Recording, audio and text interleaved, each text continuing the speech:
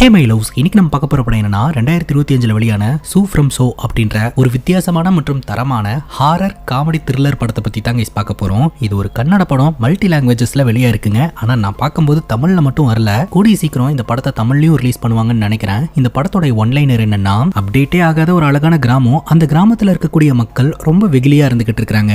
அந்த கிராமத்தை சார்ந்த அசோக் அப்படின்ற ஒரு இளைஞனுக்கு பேய் பிடிக்குதுங்க. இந்த பையனுக்கு பேய் பிடிச்சதுல இருந்து அந்த கிராமமே தலைகிலா மாறுதுங்க.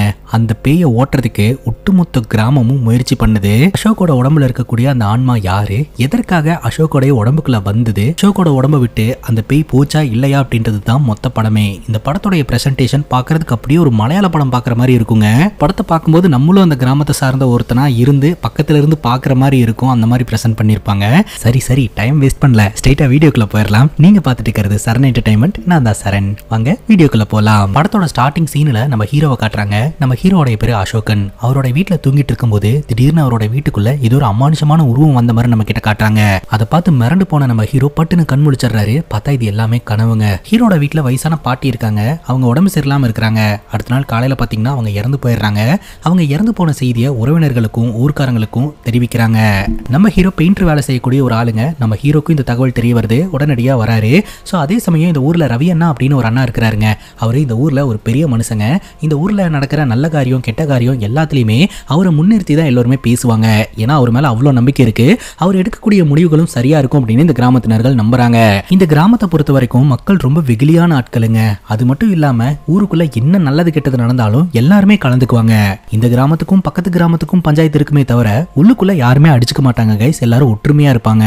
ஜெனரலா இறந்து போன முன்னோர்களுக்கு சாப்பாடு படைச்சு கதவை லாக் பண்ணிட்டு எல்லாரும் வெளியில வந்து நின்றுவோம். அவங்க வந்து சாப்பிட்டுட்டு போவாங்க அப்படின்ற ஒரு நம்பிக்கை பரவலா எல்லா இடத்துலயுமே ஃபாலோ பண்ணப்பட்டுட்டு வருது. கரெக்டா? அதே மாதிரி இறந்து போனவங்களுக்காக அந்த ஒரு வீட்டுக்குள்ள சாப்பாடு வச்சுட்டு கதவு லாக் பண்ணிட்டு கிராம மக்கள் எல்லாருமே வெளியில வந்து நின்றுட்டு இருக்காங்க. அதுல ஒருத்தர் சரி டைம் ஆச்சு போய் ஓபன் பண்ணலாம் அப்படின்னு சொல்ல ரவி என்ன சொல்றாரு, ஏங்க பிளேட் நிறைய சாப்பாடு வச்சிருக்கீங்க, அது கறி குழம்பெல்லாம் போட்டிருக்கீங்க, அவங்க வந்து சாப்பிட்டுட்டு போறதுக்கு டைம் கொடுக்க வேணாமா அப்படின்னு ரவி என்ன சொல்லிக்கிட்டு இருக்காருங்க. இந்த ஒரு சூழ்நிலையில அந்த கூட்டத்துல ஒரு பொண்ணு இருக்கா. அந்த பொண்ணை இந்த அசோக் பாத்தீங்கன்னா பயங்கரமா சைட் அடிச்சுக்கிட்டு இருக்காருங்க. அந்த பொண்ணு கிட்ட இருந்தும் லைட்டா கிரீன் சிக்னல் வர மாதிரி தான் இருக்குது. அதனால இது தாண்டா சான்ஸ் அப்படின்னு சொல்லிட்டு ஒரு துண்டு சீட்டுல அவருடைய போன் நம்பரை எழுதி அங்க போட்டுறாருங்க. கொஞ்ச நேரத்திலேயே ஒரு போன் அடிக்கிற சத்தம் கேக்குது. ஆஹா, அந்த பொண்ணு போன் நம்பரை எடுத்து நமக்கு கால் பண்ணிட்டா அப்படின்னு சொல்லிட்டு அடிச்சு புடிச்சு டோர் ஓபன் பண்ணிட்டு உள்ள போய் அவரோட போனை எடுக்கிறாருங்க. பார்த்தா அது கஸ்டமர் கேர் கிட்ட இருந்து வந்த போன் காலு. உடனடியா உள்ள வந்த ரவி அண்ணா, ஏண்டா எல்லாருமே வெளியில நின்னுட்டு இருக்கிறோம், நீ பாட்டுக்குள்ள வந்து போனுக்காக கதவை திறக்கிற, அப்ப நாங்களே என்ன முட்டாளா அப்படின்னு சொல்லிட்டு நம்ம அசோக்கா அடிச்சிடுறாருங்க. இதனால அசோக்குக்கு எல்லாரும் முன்னாடியுமே அசிங்கமா போயிருது. குறிப்பா அந்த பொண்ணு முன்னாடி அசிங்கமா போயிருதுங்க. ஆக்சுவலா அந்த பொண்ணு அசோக் எழுதி போட்ட அந்த துண்டு சீட்டை எடுக்கவே இல்லைங்க. அந்த வழியா நடந்து போனவருடைய காலில் அந்த துண்டு சீட்டு ஒட்டிட்டு போயிடும். இப்போ எல்லாரும் முன்னாடியுமே இந்த ரவியண்ணா அடிச்சிட்டாரு அப்படின்னு சொல்லிட்டு அசோக்குக்கு ஒரு கோபமும் இருக்கு. அதே சமயம் ரவியண்ணா அங்க இருக்கிற எல்லாருக்கிட்டையும் சொல்லிக்கிட்டு இருக்கிறாரு, இந்த காலத்து பசங்களுக்கெல்லாம் நம்ம சொல்றதெல்லாம் புரியவே மாட்டேது அப்படின்ட்டு. இந்த மாதிரி நம்ம முன்னோர்களுக்கு பண்ண வேண்டிய விஷயங்களை எல்லாம் கரெக்டா பண்ணல அப்படின்னா பேய் பிடிச்சிரும் அப்படின்னு ராத்திரி சரக்க போட்டுட்டு எல்லாரும் ஒன்னா உட்காந்து பேசிக்கிட்டு இருப்பாங்க. அதுக்கப்புறம் இந்த ஊருக்குள்ள ஒரு கல்யாண நிகழ்ச்சி நடக்குதுங்க. அந்த கல்யாண நிகழ்ச்சியில கலந்துக்கிறதுக்காக இந்த கிராமத்தினர்கள் எல்லாம் போறாங்க. குறிப்பா ரவியண்ணாவோட டீம், நம்ம அசோக்கோட ஃப்ரெண்ட்ஸ் அப்படின்னு சொல்லிட்டு அந்த திருமண நிகழ்ச்சியில கலந்துக்கிறாங்க. எல்லோரும் ஆட்டம் பாட்டம் குடி அப்படின்னு சொல்லிட்டு நல்லா என்ஜாய் பண்றாங்க. அதுக்கப்புறம் இந்த அசோக்கோட ஃப்ரெண்டும் பாத்தீங்கன்னா அந்த திருமண நிகழ்ச்சியில இருந்து வீட்டுக்கு கிளம்புறாங்க. நடந்து வந்துகிட்டு இருக்கும்போது பொண்ணுங்க சம்பந்தமா பேசிக்கிறாங்க. ஏதோ வீடியோஸ் எல்லாம் ஷேர் பண்ணிக்கிறாங்க. ஏதோ தவறான டாபிக் பத்தி தான் பேசிக்கிட்டு இருக்காங்க அப்படின்னு நமக்கு தெளிவா தெரியுது. இன்னொரு பக்கம் ரவியண்ணா பாத்தீங்கன்னா அந்த திருமண நிகழ்ச்சியில கேம்ஸ் எல்லாம் வச்சு நல்லா என்ஜாய் பண்ணிக்கிட்டு இருக்காருங்க. அந்த நேரம் பார்த்து ரவியண்ணாக்கு ஒரு போன் கால் வருது. உடனடியா அவர் போகணும் அப்படின்னு சொல்லிட்டு ஃபுல் போதையிலேயே அந்த இடத்துல இருந்து கிளம்புறாருங்க. அவரோட ஸ்கூட்டரை எடுத்து ஸ்டார்ட் பண்றாரு. ஸ்டார்ட் பண்ண வேகத்துக்கு அந்த ஸ்கூட்டர் முன்னாடி இருக்கக்கூடிய பாறையில போய் மோதி நிக்குதுங்க. பின்னாடி வந்தவங்க ரவியண்ணா கிட்ட என்ன ஆச்சு அப்படின்னு கேட்க, இல்ல வண்டி முன்னாடி நின்றுட்டு இருந்துச்சா, அதை ஓரமா பார்க் பண்ண அப்படின்னு அவரோட கெத்தை விட்டு கொடுக்க கூடாதுன்னு போய் சொல்றாருங்க. வண்டி ஃபுல்லா நொறுங்கி கிடக்குது. இவர் பார்க் பண்ண மாதிரியே தெரியலையே அப்படின்னு சொல்லிட்டு அவங்களும் யோசனை பண்ணிட்டு ரவியண்ணா கூடயே வராங்க. அப்பதாங்க நமக்கு விஷயமே தெரிய வருது. ஆக்சுவலா அசோக் ஒரு பொண்ணை சைட் அடிச்சுக்கிட்டு இருந்தார் இல்லையா, அந்த பொண்ணோட வீட்டு பாத்ரூமை யாரோ ஒருத்தங்க எட்டி பார்த்திருக்காங்க. அதுவும் அந்த பொண்ணோட பாட்டி குளிச்சுக்கிட்டு இருக்கும்போது இந்த பிரச்சனையை பத்தி பேசுறதுக்காக தான் நம்ம ரவியண்ணாவை வர சொல்லி இருந்திருக்காங்க. சோ அது யாருன்னு தெரியுமா அப்படின்னு அந்த பாட்டி கிட்ட கேட்கும்போது பாட்டி சொல்றாங்க, நான் மறுபடியும் பார்த்தா என்னால அடையாளம் சொல்ல முடியும் அப்படின்ட்டு. உடனடியா அந்த பாத்ரூம் பக்கம் போறாங்க. சோ அந்த பாத்ரூம் பாத்தீங்கன்னா ஒரு ஷீட் வச்சு தான் மறைச்சிருந்திருக்காங்க. அந்த ஷீட்டு ஒரு சைடா பாத்தீங்கன்னா கிழிஞ்சிருக்கு. யாரோ ஒருத்தங்க இந்த வழியா வந்து எட்டி பார்த்திருக்காங்க. அது யாரு அப்படின்றத கண்டுபிடிச்சே ஆகணும் அப்படின்னு சொல்லி ரவியண்ணா முடிவெடுக்கிறாரு. பட் அது எப்படி கண்டுபிடிக்கிறதுன்னு தெரியல. ரவியண்ணாவோட டீம்ல இருக்கிறவர் சொல்றாரு, நம்ம போலீஸ் கிட்ட சொன்னோம்னா போலீஸ்காரங்க ஃபிங்கர் பிரிண்ட்டை வச்சு கண்டுபிடிச்சிருவாங்க அப்படின்ட்டு. அது எப்படி அப்படின்னு கேட்க உடனடியா அந்த நபர் அங்க இருக்கக்கூடிய காம்பவுண்ட் மேல ஏறி அந்த அந்த ஜன்னல் கிட்ட கையை வச்சு இப்படி ஒருத்தன் நின்று பார்த்தானா கண்டிப்பா அவனுடைய கையை வச்சு இந்த இடத்துல பதிஞ்சிருக்கும். ஸோ அதை வச்சு பிடிச்சிடலாம் அப்படிங்கும் போது இப்போ நீ சொல்லி காட்டுற அப்படின்னு சொல்லிட்டு நீ அதில் கை வச்சிட்டியே, போலீஸ்காரங்க வந்து செக் பண்ணா உன்னோட ஃபிங்கர் பிரிண்ட் தானே இருக்கும் அப்படிங்கும்போது இல்ல 2 ஃபிங்கர் பிரிண்ட் இருக்கும், ஒன்னு என்னோடதுன்னு கன்ஃபார்ம் ஆயிடுச்சு, இன்னொன்னு அவனோட தான் இருக்கும் இல்லையா அப்படிங்கும்போது ஆமா கல்யாணம் நடந்துட்டு இருக்கிற டைம்ல உன்னை நாங்க பார்க்கவே இல்லையே, நீ எங்க போயிருந்த, ஒருவேளை நீ தான் இந்த இடத்துக்கு வந்திருப்பியோ அப்படின்னு சொல்லிட்டு அந்த நபர் மேலேயே இவங்க எல்லாம் சந்தேகப்படுறாங்க. ஆனா அந்த நபர் நான் இல்ல அப்படின்ற மாதிரி சொல்றாருங்க. அதுக்கப்புறம் இவங்களும் கிளம்பிடுறாங்க. அடுத்த நாள் காலையில நம்ம அசோக்கு என்னமோ ஆயிடுச்சு அப்படின்ட்டு ஊர் முழுக்க பேச்சா இருந்துகிட்டு இருக்குதுங்க. இதுக்கப்புறம் நான் அசோக்க ஹீரோனே சொல்றேன். ஹீரோட வீட்டு முன்னாடி ஃபுல்லா கிராமத்து மக்களா நின்னுட்டு இருக்காங்க. ஆளுக்கு ஒண்ணு பேசிக்கிட்டு இருக்காங்க. இவங்க பேசுறதெல்லாம் வச்சு பார்க்கும்போது நம்ம ஹீரோக்கு பேய் பிடிச்சிருக்கு அப்படின்ற மாதிரி தாங்க இருக்குது. இப்போ ஒரு 2 பேரு நம்ம ஹீரோவை பாக்குறதுக்காக வீட்டுக்குள்ள வராங்க. ஹீரோ எழுந்துக்கிறத பார்த்த உடனே பட்டுன்னு அவங்க 2 பேரும் பயந்து ஓடி வந்துடுறாங்க. பார்த்தா நம்ம ஹீரோவோட முகமெல்லாம் பயங்கரமா விபூதி அடிச்சு வச்சிருக்காங்க. இவர் கண்ணாடி முன்னாடி போய் நிக்கிறாரு. இவரே பயங்கர ஷாக்கா வராரு. அப்பதான் என்ன நடந்தது அப்படின்ற ஒரு தாறுமாறான ட்விஸ்டை நம்ம கிட்ட ரிவீல் பண்றாங்க. நேத்து ராத்திரி ரவி அண்ணாக்கு போன் வந்தது இல்லையா, அதாவது அந்த பொண்ணோட வீட்டுல யாரோ ஒருத்தங்க வந்து பாத்ரூமை எட்டி பார்த்தாங்கன்னு சொல்லிட்டு, அது வேற யாரும் கிடையாது நம்ம ஹீரோ தான். ஹீரோ பாத்தீங்கன்னா அந்த மேரேஜ் ஃபங்க்ஷனை முடிச்சுட்டு அவர் ஃப்ரெண்டு கூட நடந்து வருவாரு. ஃப்ரெண்டு போனதுக்கு அப்புறம் இவர் தனியா அந்த வழியா நடந்து வந்துகிட்டு இருப்பாரு. அப்ப கரெக்டா ஒரு சைட் அடிச்சுக்கிட்டு இருக்கக்கூடிய அந்த பொண்ணோட வீடு வருங்க. சோ அந்த வீட்டு பாத்ரூம்குள்ள அந்த பொண்ணு தான் இருக்குன்னு நினைச்சிட்டு இவர் போய் எட்டி பார்த்திருக்காருங்க. சோ அங்க பாட்டி இருக்கிறத பார்த்து இவர் ஷாக்கா இருந்திருக்காரு. பாட்டியும் ஷாக்கா இருந்திருக்காங்க. அதுக்கப்புறம் தான் ரவி அண்ணாக்கு போனை போட்டு இந்த விஷயத்தை எல்லாம் சொல்லி இருந்திருக்காங்க. ரவி அண்ணாவும் அந்த இடத்துக்கு வந்திருக்காரு. சோ ரவி அண்ணாவும் ரவி அண்ணாவுடைய ஃப்ரெண்ட்ஸும் அங்கே நின்று ஆய்வு பண்ணிக்கிட்டு இருக்கும்போது அங்கே இருக்கக்கூடிய ஒரு புதற்குள்ள தாங்க நம்ம ஹீரோ ஒளிஞ்சுக்கிட்டு இருப்பாரு. அப்போ ரவி அண்ணா டீமில் இருக்கக்கூடிய ஒரு நபர் சொல்லுவார், இந்த மாதிரி நம்ம போலீஸ்கிட்ட இன்ஃபார்ம் பண்ணி ஃபிங்கர் பிரிண்ட்டை செக் பண்ணி யார் அந்த நபர் அப்படின்றத கண்டுபிடிச்சிடலாம் அப்படின்னு சொல்லிட்டு இது எல்லாத்தையுமே புதற்குள்ள இருந்து கவனிச்சிருவாருங்க. உடனடியாக எவிடன்ஸ் எப்படியாவது அழிக்கணும் அப்படின்னு சொல்லிட்டு அவங்க போகிற வரைக்கும் அங்கேயே காத்துக்கிட்டு இருக்கிறாரு. அவங்க போனதுக்கப்புறம் ஒரு வாட்டர் பாட்டிலில் தண்ணியும் கையில் ஒரு துணியும் எடுத்துக்கிட்டு அந்த காம்பவுண்ட் மேலே ஏறி இவர் எங்கே கை வச்சாரோ அந்த இடத்துல தண்ணியை ஊற்றி அழிச்சுக்கிட்டு இருக்கிறாருங்க. ஃபிங்கர் பிரிண்ட் எதுவும் தெரியக்கூடாது அப்படின்னு. அந்த நேரம் பார்த்து அந்த பொண்ணோட வீட்டுல இருந்து அந்த பொண்ணோட அப்பா வெளியில வர உடனே இவர் ஒளிஞ்சுக்கணும் அப்படின்னு சொல்லிட்டு காம்பவுண்டை விட்டு கீழே குதிச்சிடுறாருங்க. கரெக்டா அந்த பொண்ணோட அப்பா அந்த பாத்ரூம் கிட்டே நடந்து வராரு. அதனால கொஞ்சம் தள்ளி போலாம் அப்படின்னு சொல்லிட்டு கொஞ்சம் தள்ளி போறாரு. இவர் அந்த ஃபிங்கர் பிரிண்ட் அழிக்கிறதுக்காக ஒரு பிளாஸ்டிக் பாட்டில தான் தண்ணி எடுத்துட்டு வந்திருப்பாரு. அந்த தண்ணி பாட்டிலையும் கீழே போட்டு இருந்திருப்பாரு. இவரு நகரலாம் அப்படின்னு நகரும் போது அந்த பிளாஸ்டிக் பாட்டில் மேலேயே ஒரு காலை வச்சிருவாரு. பட்டக்குன்னு சவுண்டு கேட்கும். அந்த இடத்துல யாரோ ஒருத்தங்க இருக்காங்க அப்படின்னு சொல்லிட்டு யாருன்னு சத்தம் போட அந்த இடத்துல நின்றுட்டு இருந்த நம்ம ஹீரோ அடிச்சு பிடிச்சு ஒரே ஓட்டமா ஓடுறாருங்க. ஒருத்தன் ஓடுறான்னு சத்தம் போட அந்த பொண்ணு வீட்டை சார்ந்தவங்க துரத்த ஆரம்பிக்கிறாங்க. அந்த கிராமத்து தெருக்கல்ல இவர் ஓட ஆரம்பிக்கிறாருங்க. பின்னாடியே அவங்க துரத்திட்டு வந்துட்டு இருக்காங்க. ஒரு இடத்துல நாய் இருக்கிறத பார்த்து பயந்துட்டு நம்ம ஹீரோ திரும்பவும் ஓடி வந்துடுறாரு. சோ பிடிச்சிடலாம் அப்படின்ற மாதிரி சொல்லிட்டு 2 பேர் சேர்ந்து நம்ம ஹீரோ பிடிச்சிடுறாங்க. ஹீரோ தன்னோட முகத்தை காட்டவே கூடாதுன்னு சொல்லிட்டு முடிஞ்ச வரைக்கும் முகத்தை மறைச்சிட்டு அவங்க கிட்ட இருந்து தப்பிச்சு போறதுக்கு முயற்சி பண்றாரு. இருந்தாலும் அந்த பொண்ணு வீட்டுக்காரங்க பாத்தீங்கன்னா ஹீரோடைய முகத்தை பார்த்துட்டாங்க. ஆனா ஹீரோ முகத்தை மறைக்கிறதுக்கு ட்ரை பண்றாரு இல்லையா, அது ஒருத்தங்க பேய் பிடிச்சி ஆடுற மாதிரி ரியாக்ஷனா இருந்திருக்குது. இவன் இப்படி பிஹேவ் பண்றான், இவனுக்கு என்ன பேயா பிடிச்சிருக்கு அப்படின்னு அவர் ஒரு கேள்வியை எழுப்ப இதுதான்டா சான்ஸ் அப்படின்னு சொல்லிட்டு உடனே நம்ம ஹீரோ அவருக்கு பேய் பிடிச்சிருக்கிற மாதிரி நடிக்க ஆரம்பிச்சிடுறாருங்க. ஸோ பிடிச்ச 2 பேருமே பயந்து போயிடுறாங்க. பட்டுன்னு ஹீரோ மயக்கம் போட்டு விழுந்துடுறாரு. அதுக்கப்புறம் இவருக்கு விபூதி எல்லாம் அடிச்சு இவரை கொண்டாந்து வீட்டில் போட்டு இருந்திருக்காங்க. நான் செஞ்ச தப்புல இருந்து மாட்டிக்காம தப்பிக்கணும் அப்படின்றதுக்காக அவருக்கு பேய் பிடிச்சிருக்கிறதா போய் சொல்லி வீட்டில் இருக்கிறாருங்க. இந்த கிராமத்தை சார்ந்த வயசான பாட்டி பாத்தீங்கன்னா உண்மையிலேயே அவனுக்கு பேய் பிடிச்சிருக்கா இல்லையா நான் போய் பாக்குறேன் அப்படின்னு சொல்லிட்டு நம்ம ஹீரோடைய வீட்டுக்கு வந்து ஹீரோடைய முகத்தை அப்படியே அண்ணாந்து பாக்குறாங்க. அவருடைய முகத்துல இந்த விபூதி எல்லாம் அடிச்சிருப்பாங்க இல்லையா, அதுவே பாக்குறதுக்கு ஒரு மாதிரி கோரமா இருக்குது. அதை பார்த்துட்டு அந்த பாட்டியும் பயந்து ஓடிடுறாங்க.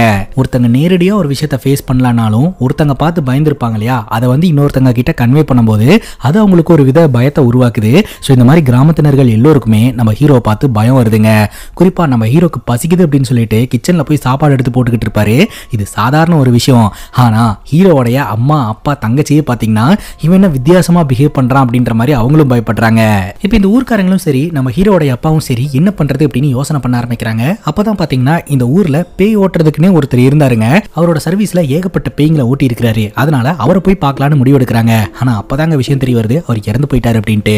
அவர் இறந்து போனா என்ன, அவருடைய பையன் பிரசாத் இருக்கான் இல்லையா, சோ பிரசாதை கூட்டிட்டு வந்து பேய் ஓட்டிடலாம் அப்படின்ற மாதிரி முடிவு எடுத்துட்டு இவங்க உடனடியாக பிரசாதை மீட் பண்றதுக்காக போறாங்க. அந்த பிரசாத் வேற யாரும் கிடையாதுங்க, நம்ம ஹீரோடைய ஃப்ரெண்டு தான். இதுல ஒரு ட்விஸ்ட் என்னன்னா பிரசாதோட அப்பா தான் பாத்தீங்கன்னா பேய் ஓட்டுறதுல திறமையான ஒரு ஆளு. அவர் இறந்து போயிட்டாரு. அவர்கிட்ட இருந்து பேசிக் பேசிக்கான விஷயம் கூட இந்த பிரசாத் கத்துக்கவே இல்லைங்க. பேய் ஓட்டுறதை பத்தி இவருக்கு ஒண்ணுமே தெரியாதுங்க. ஆனா இவர்கிட்ட வந்துட்டு நீ தான்ப்பா பேய் ஓட்டி ஆகணும் அப்படின்ற மாதிரி சொல்றாங்க. ஆனா பிரசாத் சொல்றாரு எனக்கு அதெல்லாம் ஒண்ணும் தெரியாதுங்க அப்படின்னு சொல்லிட்டு. ஆனா இந்த கிராமத்தினர்கள் என்னதான் இருந்தாலும் நீ அவருடைய ரத்தம் தானே, கண்டிப்பா அவருடைய திறமை உன்னுடைய ரத்தத்துல இருக்கும், உன்னால முடியும்பா, நீ வந்து பூஜை பண்ணு அப்படின்ற மாதிரி கட்டாயப்படுத்தி கூப்பிடுறாங்க.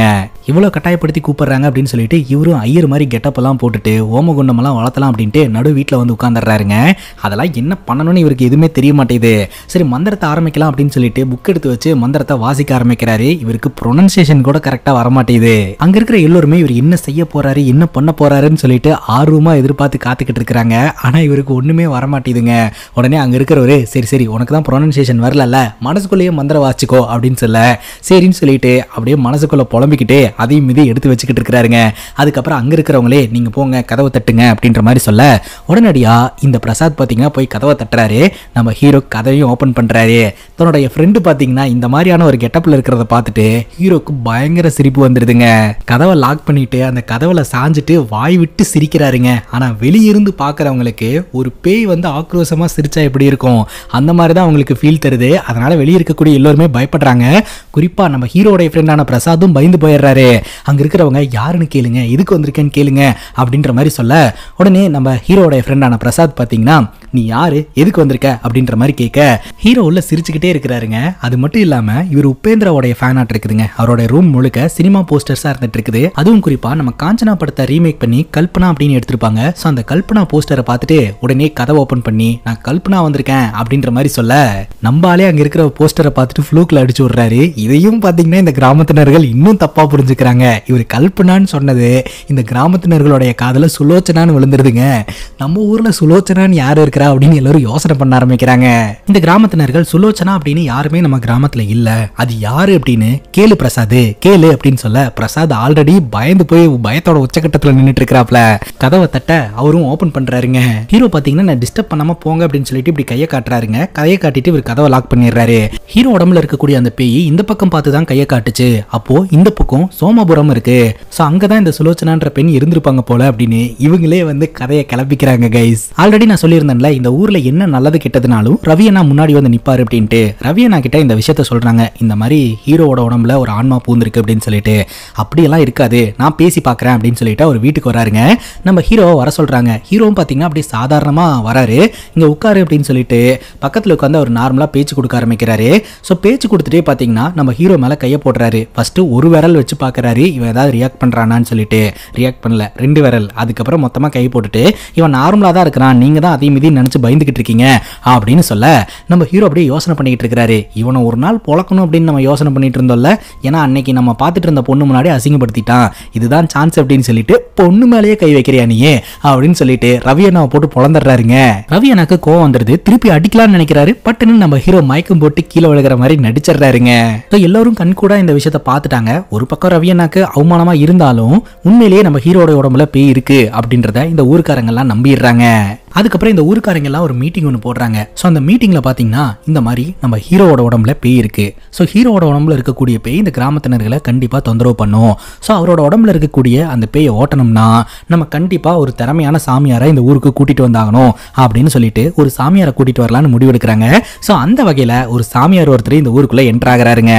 இந்த சாமியாருக்கு ஒரு சேரை போட்டு உட்கார வைக்கிறாங்க. ஆப்போசிட்ல நம்ம ஹீரோக்கு ஒரு சேரை போட்டு உட்கார வைக்கிறாங்க. சுத்தி இந்த கிராமத்தினர்களா இருக்கிறாங்க. இந்த சாமியார் பாத்தீங்கன்னா கண்ணை மூடி அப்படியே யோசனை பண்ணிக்கிட்டு இருக்காரு. அப்ப நம்ம ஹீரோ இந்த கூட்டத்தை சுத்தி பார்க்கும்போது அந்த இடத்துல இவர் சைட் அடிச்சிட்டு இருந்த பொண்ணு நின்னுக்கிட்டு இருக்கா. சோ அந்த பொண்ணை பாத்துக்கிட்டு இருக்கும்போது பட்டுன்னு அந்த பொண்ணுடைய பாட்டி கிட்ட வந்துடுறாங்க. சோ அந்த பாட்டி சொல்லியிருந்தாங்க இல்லையா, நான் 2வது முறை அந்த பையனை பார்த்தேன்னா கண்டிப்பா அடையாளம் காட்டுவேன் அப்படின்னு சொல்லிட்டு. ஒருவேளை அந்த பாட்டி போட்டு கொடுத்துட்டாங்கன்னா என்ன பண்றது அப்படின்னு சொல்லிட்டு இவர் பயந்து போய் வீட்டுக்குள்ள ஓடிடுறாருங்க. இந்த சாமியாரும் கண் முழிச்சு பார்த்துட்டு என்ன இவனை காணோம் அப்படின்ற மாதிரி பாத்துக்கிட்டு இருக்காருங்க. அப்பதாங்க நமக்கு ஒரு விஷயம் தெரிய வருது. ஆக்சுவலா இப்போ வந்திருக்காரு இவரும் பாத்தீங்கன்னா ஒரு போலீஸ் சாமியார் தான். பொழப்புக்காக இந்த ஒரு விஷயத்தை பண்ணிக்கிட்டு இருக்காருங்க. நான் செஞ்ச தியானத்திலேயே அந்த பேய் என்னோட கண்ட்ரோல்ல வந்துருச்சு. அந்த பேய் வந்து முழுவதுமா ஹீரோட உடம்புல இருந்து போகணும் அப்படின்னா ஹீரோவை வாந்தி எடுக்க வைக்கணும். ஸோ வாந்தி எடுக்க வச்சுட்டா சுலோச்சனா அப்படின்ற அந்த பேய் வந்து ஹீரோட உடம்புல இருந்து போயிடும் அப்படின்ற மாதிரி சொல்லிடுறாருங்க. அதுக்கப்புறம் நம்ம ஹீரோவை வாந்தி எடுக்க வைக்கிறதுக்காக எதையோ கரைச்செல்லாம் பாத்தீங்கன்னா ஹீரோட வாய்க்குள்ள ஊத்திக்கிட்டு இருப்பாங்க. பயங்கரமா டயர்ட் ஆயிருவாருங்க. இந்த டார்ச்சர்லாம் அனுபவிக்க வேணாம் வேணாம் நம்ம உடம்புல இருக்கக்கூடிய பேய் போயிடுச்சு அப்படின்ற மாதிரி நடிச்சு நம்ம அன்றாட வேலையை பாக்குறதுக்காக போலாம் அப்படின்னு சொல்லிட்டு ஒரு முடிவெடுத்து நார்மல் ஆயிருவாருங்க. ஹீரோ நார்மல் ஆனதுனால இந்த சாமியார் பாத்தீங்கன்னா ஊருக்குள்ள பயங்கரமா ஃபேமஸ் ஆயிருவாருங்க. சோ இவர்னாலதான் வந்து ஹீரோட உடம்புல இருந்த பேய் போயிடுச்சு அப்படின்னு சொல்லிட்டு வழக்க போல நம்ம ஹீரோ பெயிண்ட் அடிக்கிறதுக்காக ஒரு கட்டடத்துக்கு வருவாருங்க. அப்போ பில்டிங்குள்ள நின்னுட்டு இருப்பாரு. பில்டிங்க்கு வெளியில ரவி அண்ணா ஒரு நபர் கூட பேசிக்கிட்டு இருப்பாரு. அத ஜன்னல் வெளியில நம்ம ஹீரோ பாத்துக்கிட்டு இருப்பாருங்க. அப்போ வீட்டுல வச்சு ரவி அண்ணாவை அடிச்சார் இல்லையா, அதை நினைச்சு பார்த்துட்டு இவர் பயங்கரமா சிரிப்பாருங்க. அப்போ ஹீரோ கூட பெயிண்ட் அடிக்கிறதுக்காக ஒரு நபர் பெயிண்ட் எடுத்துட்டு உள்ள வருவாரு. ஹீரோ சிரிச்சுட்டு இருக்கிறத பார்த்துட்டு இவனோட உடம்புல இருந்து இன்னும் பேய் போல அப்படின்னு சொல்லிட்டு பயந்து அந்த இடத்துல இருந்து ஒரே ஓட்டமா ஓடிடுவாருங்க. அதுக்கப்புறம் இந்த கிராமத்துக்குள்ள நம்ம ஹீரோ நடந்து வந்துகிட்டு இருப்பாருங்க. அப்போ ஒரு பையன் பாத்தீங்கன்னா கையில மேட்ச் பாக்ஸை வச்சுட்டு விளையாடிக்கிட்டு இருப்பான். அதை பார்த்துட்டு நம்ம ஹீரோ தீலெல்லாம் விளையாடக்கூடாது, தூக்கி போட்டு போட அப்படின்ற மாதிரி சொல்ல போறவன் சும்மா போகாம அதை உரசி தூக்கி போட்டு போயிடுவான். உரசி போட்டது பக்கத்துல இருக்கக்கூடிய வக்கைப்புல்ல பட்டு கப கபன்னு தீ எரிய ஆரம்பிச்சிடும். தூரத்துல இருந்து ஒரு அக்கா இதை பார்த்துக்கிட்டு இருப்பாங்க. அக்காவுடைய கண் பார்வைக்கு இந்த பையன் அந்த மேட்ச் பாக்ஸை அப்படியே வீசிட்டு போனதெல்லாம் தெரியாதுங்க. ஹீரோ பார்த்த உடனே அது எரியுது அப்படின்ற மாதிரி மட்டும்தான் தெரியும். அதனால அந்த அக்காவே பாத்தீங்கன்னா ஊர் முழுக்க கிளப்பி விட்டுருவாங்க. இந்த மாதிரி ஹீரோட உடம்புக்குள்ள இருந்து இன்னும் அந்த பேய் போல அப்படின்ட்டு. இப்ப மறுபடியும் இந்த சாமியாரை வர சொல்றாங்க. நம்ம ஹீரோ உட்கார வச்சு பேசுறாங்க. நம்ம ஹீரோக்கு இதெல்லாம் போர் அடிச்சு போச்சுங்க, இதுல இருந்து வெளியில வந்தா போதும் அப்படின்னு சொல்லிட்டு, ஏங்க நான் நார்மலா தாங்க இருக்கிறேன், என்னோட உடம்புல எல்லாம் ஒண்ணும் இல்லை அப்படின்ற மாதிரி சொல்ல இந்த சாமியார் அப்படியே கண்ணை மூடி யோசனை பண்ணிட்டு, என்னுடைய சர்வீஸ்ல ஏகப்பட்ட ஆத்மாக்களை பார்த்திருக்கேன், ஆனா உன்ன மாதிரி இப்படி பிரில்லியண்டா நடிக்கக்கூடிய ஆத்மாவை நான் பார்த்ததே இல்லை அப்படின்னு சொல்லிட்டு மறுபடியும் பூஜை எல்லாம் பண்ண ஆரம்பிச்சிடுறாருங்க. ஹீரோக்கு பயங்கர டென்ஷன் ஆகுது. இப்ப ஹீரோட உடம்புல இருக்கக்கூடிய அந்த ஆத்மாவோட பேரு சுலோச்சனான்னு தெரிஞ்சு போச்சு. அது மட்டும் இல்லாம நம்ம ஹீரோ அப்படின்னு கை காட்டினதுனால பக்கத்துல இருக்கக்கூடிய சோமபுரத்துல தான் அந்த சுலோச்சனா வந்து வாழ்ந்திருக்காங்க அப்படின்றதும் தெரிஞ்சு போச்சு. அதனால அந்த கிராமத்துல போயிட்டு சுலோச்சனா அப்படின்றவங்க யாரு, அவங்களோட குடும்பத்தினர்களை சந்திச்சு அவங்களுக்கு என்ன தேவை அப்படின்றதெல்லாம் தெரிஞ்சுக்கலாம்னு சொல்லிட்டு இவங்க உடனடியாக அந்த கிராமத்துக்கு போறாங்க. அந்த கிராமத்துக்கு போனா பானு அப்படின்ற ஒருத்தங்களுடைய அம்மா பேர் தான் சுலோச்சனா அப்படின்றது தெரிய வருதுங்க. உடனடியாக ரவியனாவோட கேங்கோ அந்த பானுவோட வீட்டுக்கு வராங்க. அந்த பானுவை பார்த்த உடனே இவர் ஒரு மாதிரி அப்செட் ஆயிட்டு அந்த இடத்துல இருந்து கிளம்பி வந்துடுறாருங்க. அதற்கான காரணம் என்ன அப்படின்னு பாத்தீங்கன்னா, கொஞ்சம் வருஷத்துக்கு முன்னாடி இவர் பானுவை பொண்ணு பார்த்திருந்திருக்காரு. அதனால இவங்க ரெண்டு பேருக்குள்ள திருமணம் அப்படின்றது நடக்காம போயிடுச்சுங்க. சோ அதை நினைச்சு ஃபீல் பண்ணிட்டு அந்த இடத்துல இருந்து கிளம்பி வந்துடுறாரு. பானு கிட்ட ஃபர்தரா விசாரிச்சா பானுவோட அம்மா பேர் தான் சுலோச்சனா, அவங்க இறந்து 5 வருஷம் ஆச்சு அப்படின்றது தெரிய வருதுங்க. உடனடியாக அந்த சாமியார் கிட்ட போயிட்டு விஷயத்த சொல்றாங்க. உண்மையிலேயே பக்கத்து கிராமத்துல சுலோச்சனா அப்படின்ற ஒருத்தங்க வாழ்ந்திருக்காங்க, அவங்க இறந்து போயிருந்திருக்காங்க. சோ அவங்களோட பொண்ணு இன்னும் உயிரோட தான் இருக்கிறாங்க அப்படின்னு சொல்ல, ஒன்னு பண்ணுங்க, அந்த சுலோச்சனாவுடைய பொண்ணான பானுவை இங்க கூட்டிட்டு வாங்க. சோ அந்த பையனோட உடம்புக்குள்ள தானே சுலோச்சனா இருக்கிறாங்க, பேச வைங்க, மேபி இந்த பொண்ணு பேசுறதுல மனம் உருகி அவங்க போறதுக்கு வாய்ப்பு இருக்கு அப்படின்ற மாதிரி சொல்லி இப்ப பானுவை இந்த ஊருக்கு கூட்டிட்டு வராங்க. உடனடியாக இந்த பானு பாத்தீங்கன்னா நம்ம ஹீரோ கிட்ட வந்து ஹீரோடைய காலில் விழுந்துட்டு அம்மா அம்மான்ட்டு பயங்கரமா அழுவ ஆரம்பிச்சிடுறாங்க. இவரும் சொல்றதுக்கு ட்ரை பண்றாருங்க, இந்த மாதிரி என்னோட உடம்புல எந்த ஒரு ஆத்மாவும் இல்ல, நான் பொய் சொல்லிக்கிட்டு இருக்கேன் அப்படின்னு சொல்லிட்டு, இல்ல நான் இங்க என்னோட அம்மா உணர்றேன் அப்படின்னு சொல்லிட்டு இந்த பானு பயங்கரமா அழுதுட்டு இருக்காங்க. அந்த இடத்துக்கு இந்த பானுவோடைய சித்தப்பா வந்து இங்க என்ன நடக்குது அப்படின்னு கேட்க இந்த ஊருக்காரங்க எக்ஸ்பிளைன் பண்றாங்க. ஆக்சுவலா இந்த பையனோட உடம்புக்குள்ள சுலோச்சனாவுடைய ஆன்மா இருக்கு அப்படின்னு சொல்லிட்டு. ஆனா இந்த பானுவோட சித்தப்பா பிரச்சனை பண்ணி பானுவை அந்த இடத்துல இருந்து கூட்டிட்டு போயிடுறாருங்க. இப்போ நம்ம ஹீரோ வீட்டில் இருக்கிறாரு. நம்ம ஹீரோக்கு வீட்டில் பயங்கரமா போர் அடிக்குது. ஸோ நமக்கு வந்து பேய் பிடிக்கல, நம்ம இந்த மாதிரிலாம் பண்ணிட்டு இருக்கிறோம் அப்படின்ற விஷயத்த யாராவது ஒருத்தருக்கிட்டையாவது உண்மையை சொல்லணும் அப்படின்னு சொல்லிட்டு ரூம் ஓப்பன் பண்ணிட்டு வெளியில வரதுக்கு முயற்சி பண்றாரு. பார்த்தா வீடு லாக்ல இருக்குதுங்க. உடனே இவர் என்ன பண்றாருன்னா ஓட்டை பிரிச்சு வீட்டு மேல ஏறி வெளியில குதிச்சிடுறாரு. பார்த்தா இந்த கிராமத்துக்குள்ள ஒரு வயலையும் காணும். சரி நம்மளோட ஃப்ரெண்ட் இருக்கானே, ஃப்ரெண்டு கிட்ட போயிட்டு இந்த விஷயத்த சொல்லிடலாம் அப்படின்னு சொல்லிட்டு நேரா நம்ம ஹீரோட ஃப்ரெண்டு பிரசாதை மீட் பண்றதுக்காக போறாருங்க. பிரசாத் வீட்டுக்கு வராரு. நம்ம ஹீரோவை பார்த்து ரொம்பவே பயப்படுறாரு.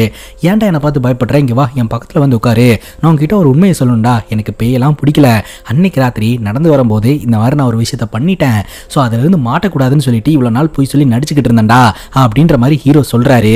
சொல்லி முடிச்சுட்டு இங்க பாரு பிரசாத், இந்த விஷயத்த நீ யாராவது கிட்ட சொன்னன்னு வையேன் அப்படின்னு ஆரம்பிக்கிறாரு. பயந்து போய் பதறி அடிச்சுட்டு அந்த இடத்துல இருந்து பிரசாத் ஒரே ஓட்டமா ஓடிடுறாருங்க. ஹீரோ உண்மையவே சொன்னாலும் யாரும் இங்க நம்புறதுக்கு தயாரா இல்லைங்க. ஹீரோ நார்மலா யாராவது கிட்ட பேசுறதுக்கு போனாலும் எல்லோருமே ஹீரோவை பார்த்து ரொம்ப பயப்படுறாங்க. இது ஹீரோக்கு ஒரு பெரிய அன்கம்ஃபர்டபிளா கிரியேட் பண்ணுதுங்க. ராத்திரி நம்ம ஹீரோவோடைய அம்மா அப்பா தங்கச்சி 3 பேர் தூங்கிட்டு இருப்பாங்க. திடீர்னு அந்த ரூமுக்குள்ள கதவு தட்டுற சத்தம் கேட்கும். நம்ம ஹீரோ எனக்கு ரொம்ப தாகடிக்குது, தண்ணி வேணும் அப்படின்ற மாதிரி கேட்பாரு. அண்ணன் தண்ணி இல்லாம தவிக்கிறாருமா, நான் தண்ணி கொண்டு போய் கொடுக்குறேன் அப்படின்னு சொல்லிட்டு நம்ம ஹீரோடைய தங்கச்சி ஒரு சொம்புல தண்ணி எடுத்துட்டு போய் கதவை ஓபன் பண்ணா பட்டுன்னு எரிஞ்ச நிலையில இருக்கக்கூடிய ஒரு கையே நம்ம ஹீரோடைய தங்கச்சியை அந்த ரூம்குள்ள இழுத்து போட்டுருங்க. பார்த்தா அந்த ரூம்குள்ள நம்ம ஹீரோவை காணுங்க. ஏதோ ஒரு அமானுஷமான உருவம் ஹீரோடைய தங்கச்சி அட்டாக் பண்றதுக்காக வருது. பயங்கரமா சத்தம் போட்டு இவ கத்துறா. பட்டுன்னு பார்த்தா இது எல்லாமே ஹீரோடைய தங்கச்சி கனவுங்க. அண்ணா அண்ணா அண்ணான்னு சொல்லிட்டு இவ அழுவ ஆரம்பிக்கிறா. அடுத்த நாள் காலையில இந்த பிரசாதோட அம்மா வந்து ஹீரோட வீட்டு முன்னாடி நின்று பிரச்சனை பண்ண ஆரம்பிச்சிடுறாங்க. ஆக்சுவலா நம்ம ஹீரோவை பார்த்து பயந்து போய் பிரசாத் ஒரு மாதிரி ஆயிட்டான், அவனுக்கு மட்டும் ஏதாவது ஆச்சுன்னா நான் உங்களை எல்லாம் சும்மாவே விட மாட்டேன் அப்படின்னு சொல்லிட்டு அங்க இருக்கக்கூடிய சாமியார் கிட்ட நீங்க என்னதான் பண்ணிட்டு இருக்கீங்க இன்னும் பேய் ஓட்டாம அப்படிங்கும்போது இந்த சாமியாருக்கும் என்ன பண்றதுன்னு தெரியலங்க. அதனால இவர் என்ன பண்றாருன்னா ஒரு குச்சி எடுத்துட்டு போயிட்டு நம்ம ஹீரோ அடி அடி நடிக்கிறாரு பேய் ஓட்டுறன்னு சொல்லிட்டு. ஹீரோ பாத்தீங்கன்னா அடி வாங்கிட்டு ரூம்குள்ள வரைக்கும் போயிடுறாரு. பட்டுன்னு அந்த குச்சியை பிடிங்கி இந்த சாமியாரை போட்டு அடி அடி நடிக்க ஆரம்பிச்சிடுறாரு. இந்த சாமியார் அடி வாங்கிட்டு வெளியில வந்துட்டு மக்கள் முன்னாடி தான் வந்து அந்த பேயை ஓட்டுறதுக்கு முயற்சி எடுத்துக்கிட்டு தான் இருக்கிறேன் அப்படின்ற மாதிரி நடிக்கிறாருங்க. இந்த சாமியார்னாலையும் ஹீரோ கிட்ட அடி வாங்க முடியல. எதையாவது ஒன்று பண்ணணும், இந்த மக்களை பிஸியா வச்சுக்கணும் அப்படின்றதுக்காக இந்த கிராமத்தினர்கள் கிட்ட அந்த சுலோச்சனாவுடைய பொண்ணு வந்து இந்த பேய் கிட்ட பேசினா மட்டும்தான் இந்த பேய் போகும். சுலோச்சனாவுடைய பொண்ணை பாத்தீங்கன்னா வந்து மீட் பண்றதுக்கான ஏற்பாடு பண்ணி வைங்க அப்படின்ற மாதிரி சொல்ல இந்த கிராமத்தினர்கள் யோசனை பண்ண ஆரம்பிக்கிறாங்க. ஃபைனலி சுலோச்சனாவுடைய பொண்ணு பானு இருக்காங்க இல்லையா, இந்த இடத்துக்கு வராங்க. நம்ம ஹீரோ மீட் பண்றதுக்காக போறாங்க. நம்ம ஹீரோ தான் செம்ம டென்ஷனாக உட்காந்துக்கிட்டு இருக்காரு. என்னடா அது நம்மளை சுத்தி இப்படி நடந்துகிட்டு இருக்கு அப்படின்ட்டு. உடனே ஹீரோ பாத்தீங்கன்னா இங்க பாருங்க நான் சொல்றதை தெளிவா கேட்டுக்கோங்க அப்படின்னு சொல்லிட்டு இவர் பட்டுன்னு உண்மையை சொல்லிடுறாரு. எனக்கு பேயெல்லாம் பிடிக்கலங்க, நான் சும்மா நடிச்சுக்கிட்டு தான் இருக்கிறேன் அப்படின்னு சொல்லிட்டு. இல்ல என்னுடைய அம்மாவை இங்க உணர முடியுது அப்படின்னு சொல்லிட்டு இந்த சுலோச்சனாவுடைய பொண்ணு பானு ஒரு கதையை சொல்ல ஆரம்பிக்கிறாங்க. ஆக்சுவலா நம்ம ஹீரோவை அம்மா அம்மான்னு சொல்லி தான் பேச ஆரம்பிக்கிறாங்க. ஆக்சுவலா நம்ம பானுக்கு பாத்தீங்கன்னா இப்ப யாருமே கிடையாதுங்க. அவங்க அம்மா இறந்து போயிட்டாங்க. அவங்க அப்பா எல்லாம் சித்தப்பா தான் கூட இருக்கிறாரு. சித்தப்பா பாத்தீங்கன்னா வீட்டுக்கு பொருளாக வாங்கிட்டு வந்து கொடுக்குறாரு. அதே சமயம் இந்த பானு கிட்ட மிஸ்பிஹேவ் பண்றாரு. எனக்கு யாருமே இல்லை அப்படின்றதுனால தானே என்கிட்ட இந்த மாதிரிலாம் பண்றாங்க அப்படின்ற மாதிரி ரொம்ப ஃபீல் பண்ணி ஹீரோ கிட்ட சொல்லும் போது ஒரு பெண்ணா ஒரு தனியா இருந்து அவங்க வாழ்க்கையில எவ்வளவு கஷ்டப்படுறாங்க அப்படின்றத ஹீரோ உணர்றாரு. ஹீரோவும் தப்பான விஷயங்கள்லாம் பண்ணியிருக்கிறாரு இல்லையா, ஆனா ஒரு பொண்ணு வந்து எனக்கு யாரும் இல்லை, யாராவது இருந்திருந்தாங்க அப்படின்னா என்னை இந்த மாதிரி விட்டுருப்பாங்களா, ஸோ என்னை வந்து சேஃபாக வச்சிருப்பாங்களா அப்படின்னு பேசும்போது ஹீரோ ரொம்பவே மனமுடிஞ்சு போயிடுறாருங்க. அதுக்கப்புறம் இந்த சாமியார் பார்த்தீங்கன்னா பானு டைம் ஆச்சுமா நீ வெளியில வா, ஏதாவது உன் சித்தப்பா பிரச்சனை பண்ணுவான் அப்படின்ற மாதிரி சொல்ல உடனே பானு வெளியில வருவாங்க. பானுவை கொண்டு போய் யார் விடுறதுன்னு யோசனை பண்ணிட்டு இருக்க அங்கே ரவி அண்ணா நின்றுப்பாரு. ரவி அண்ணா தான் போய் ட்ராப் பண்ணணும் அப்படின்னு இந்த சாமியார் சொல்லிடுறாருங்க. ரவி அண்ணா தான் ஒரு மாதிரி தர்ம சங்கடத்தில் இருந்துட்டு இருக்கிறாரு.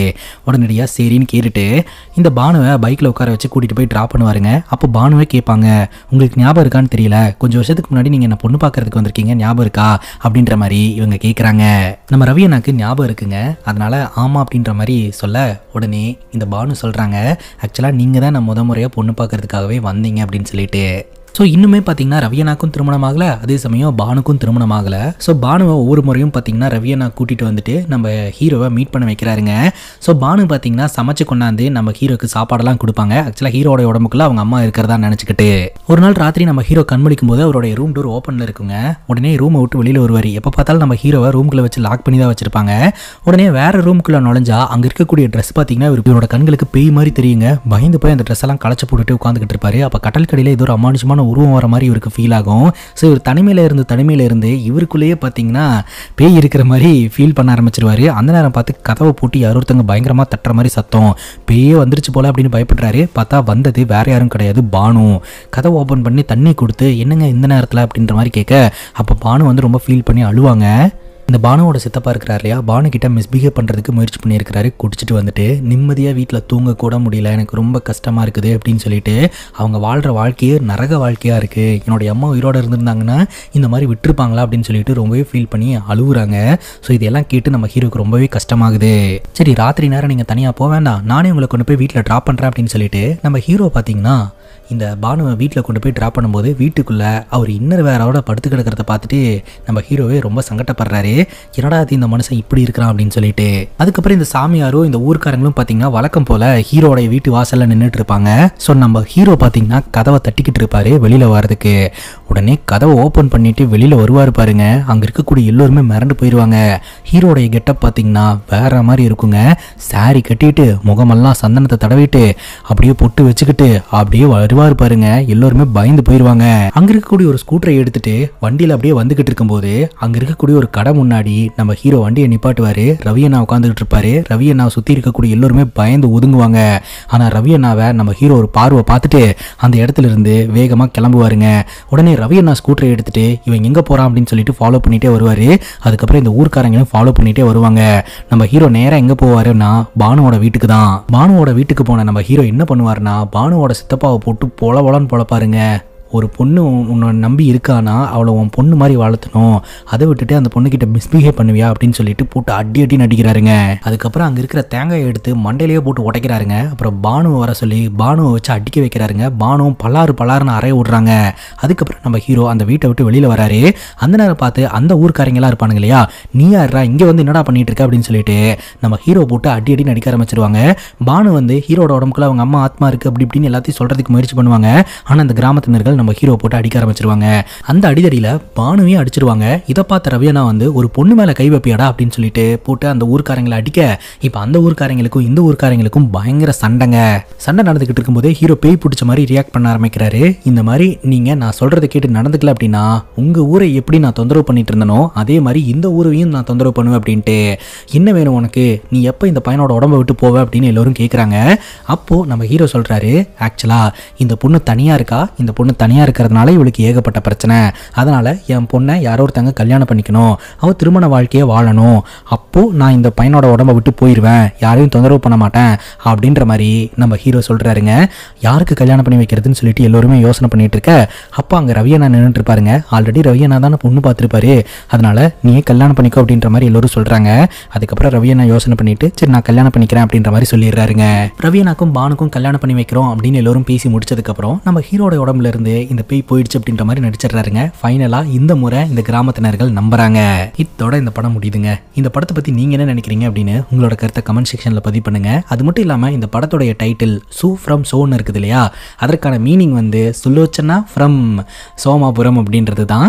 ஸோ இதே மாதிரி வேற எதனா படத்தை பற்றி பேசணும் அப்படின்னு நினச்சிங்கன்னா படத்தோட பேரை கமெண்ட் செக்ஷனில் சொல்லுங்கள். இதே மாதிரி வேற ஒரு நல்ல வீடியோவில் வந்து சந்திக்கிறேன். Love you guys, take care and cheers.